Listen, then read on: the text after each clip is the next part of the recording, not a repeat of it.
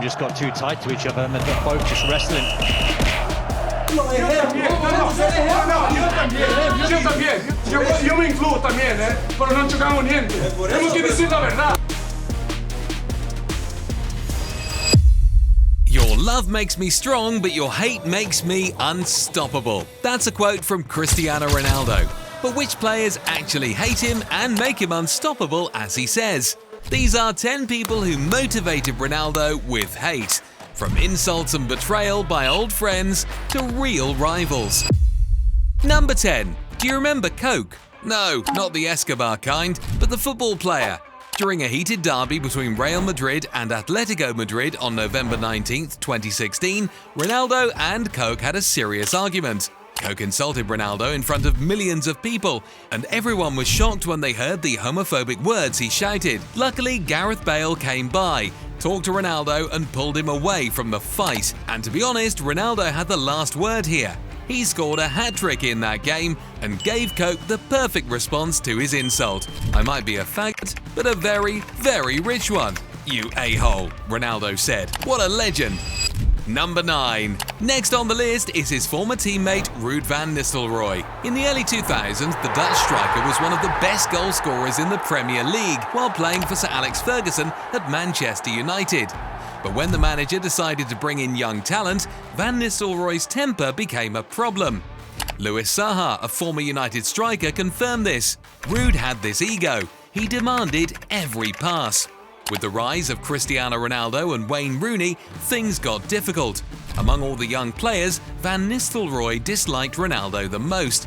The two never got along, and Van Nistelrooy eventually lost his place in the team. He later moved to Real Madrid. Even when Ronaldo's father passed away, the Dutchman showed no sympathy. Instead, he kept making Ronaldo cry. It was Carlos Queiroz, Ferguson's assistant, who supported Ronaldo the most and helped him through his tough times. Years later, they met again when Ronaldo joined Real Madrid. But as soon as that season ended, Van Nistelrooy left the club and moved to Hamburger SV. Of course, there were also opponents who couldn't stand Ronaldo, which is kind of normal considering how many goals he scored. Number 8. The 2016-17 UEFA Champions League semi-finals featured a city derby. Torres was so annoyed by Ronaldo's arrogance that he asked him, "What's wrong with you, clown?" Ronaldo's response? As expected, he didn't back down. "You're about to go home, you idiot." Torres got angry and kept insulting Ronaldo, but the match ended in Real Madrid's favour. Cristiano silenced the crowds at the stadium Vicente Calderón by scoring a hat-trick in a 3-0 win for Los Galacticos. Ronaldo kept his promise and eliminated Torres' team. After the final whistle, things got even more heated. Ronaldo reminded his opponents of the stats.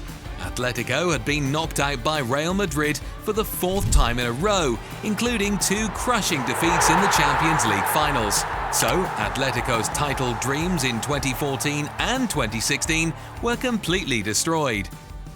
Number 7. Ronaldo and Piqué faced each other many times in El Clasico matches. It's hard to say when their hatred for each other started.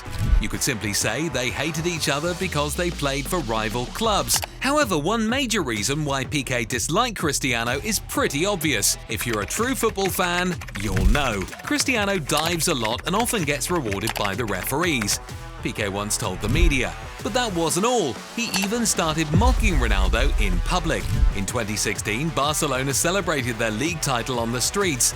Piqué took the chance to troll Cristiano by copying his famous Calma goal celebration in front of thousands of fans. The Barcelona players thought it was hilarious, but I wonder how Ronaldo would have reacted if Piqué had done that right in front of him.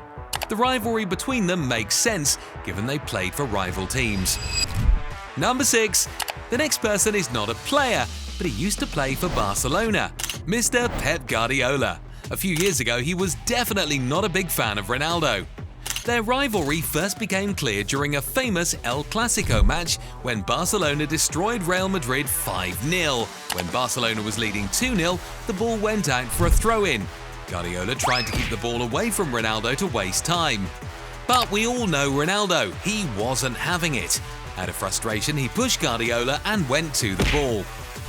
Number 5. Ronaldo's teammate and fellow Portuguese star Bruno Fernandes wasn't happy with Ronaldo's interview with Piers Morgan, where he criticised Manchester United. By the time the World Cup started, Ronaldo had already left Manchester United, but he still had to play alongside Fernandes for the national team. When Bruno arrived at training camp, he didn't seem too excited to see his former teammate. His cold and distant greeting in the locker room said it all. The reason? Ronaldo hadn't subscribed to our channel yet. Since we put a lot of effort in our new channel, you would help us a lot if you leave a like or subscription. Enough begging, back to the video. One moment during the tournament spoke louder than words. In the group stage match against Uruguay, Fernandes sent in a cross and Ronaldo claimed the ball had touched his head before going into the net. This annoyed Ronaldo. In the end, the goal was credited to Bruno Fernandes. Portugal made it to the quarter-finals but were eliminated by Morocco. But Fernandes wasn't the only national teammate who had issues with Ronaldo. Number 4. Simão Sabrosa also had problems with Ronaldo. The former Portuguese national team captain represented his country for over 12 years and played for clubs like Atletico Madrid and Barcelona. Simão was a natural leader and a talented attacker. He remains one of Portugal's all-time top scorers. He could have scored more than 22 goals if not for what happened in 2010. Ronaldo believed he should be the captain of the national team, so he went to the Portuguese Football Federation and demanded the captain's armband. The officials agreed with him and took the captaincy away from Simão. Cristiano Ronaldo became the new captain of the Seleção. Simão was never asked about this decision, which made him angry and hurt. At just 31 years old, he decided to retire from the national team. 5 years later, Ronaldo led Portugal to their first ever European Championship. But that doesn't mean Simão became a fan of this. Number 3. Next on the list is his coach in the Portuguese national team, Fernando Santos. Their relationship was always good. In fact, Ronaldo's emotional speech in the locker room after winning the Euros was proof of that. But during the 2022 World Cup in Qatar, everything changed. Ronaldo only scored once in 3 group stage games, and it was a penalty. In the last group match against South Korea, he was substituted in the 76th minute, which he didn't like at all. The media reported that he had a heated argument with the coach. Because of this, Ronaldo was benched for the round of 16 match against Switzerland. His replacement, Gonçalo Ramos, scored a hat-trick in Portugal's 6-1 victory. In the quarter-finals, Ramos didn't play as well, so Ronaldo came on after half-time. But Portugal lost 1-0 to Morocco, and not even Ronaldo could save them. After the match, Ronaldo broke down in tears. This was his last chance to win a World Cup. His girlfriend, Georgina Rodrigues, blamed Santos for Portugal's elimination in the media. Eventually, Fernando Santos was fired. The two will probably never speak again. The next person on the list is a former teammate of Ronaldo. Number 2. Something happened between Wayne Rooney and Cristiano Ronaldo in the 2000s when they faced each other again at the 2006 World Cup. By that time, they had already been playing together for Manchester United for 2 years. It all started when Rooney made a tough tackle on Portugal's Ricardo Carvalho in midfield. When Ronaldo saw it, he ran to the referee and demanded a red card for Rooney. The Englishman was shocked by his teammate's behaviour and pushed him.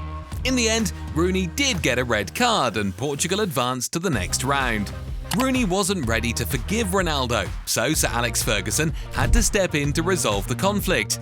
He told them to put the argument behind them, or at least pretend to. Years later, at the end of his career, Rooney spoke about Ronaldo. He can't accept that he's getting older and can't perform at the same level anymore. In his interview with Piers Morgan, Ronaldo responded, "I don't know why he criticises me so much. Maybe because he retired while I'm still playing at a high level and haven't aged as quickly as he did." Ronaldo even called Rooney sneaky, which shocked the Englishman. Later, Rooney gave a calm response. "It wasn't criticism, I just said that we all get older. Still, it's unlikely that they will ever make peace." The player who truly made Ronaldo unstoppable was number 1. Arturo Vidal. He is one of the few who stand by their negative opinions about Ronaldo. Everyone knows what Vidal thinks about him. During a match between Bayern Munich and Real Madrid, the Chilean accused the referee of favouring Real Madrid. When two top teams play, the referee can't be a clown who turns the game into a show and helps Real Madrid.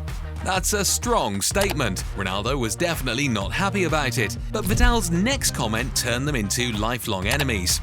I wanted to play against him, but when I heard I was moving to Spain, he ran away to Italy. And Vidal wasn't done yet. When asked who was the best player in the world, Messi or Ronaldo, he couldn't resist saying, "You can't compare them. Messi is from another planet." But even Messi has rivals who don't wish him well. Players who go into tackles so hard that they break bones and end careers. That's why Messi has insured his legs. Click now on this video about the most brutal fouls in football history. My God, look at that scene! See you soon.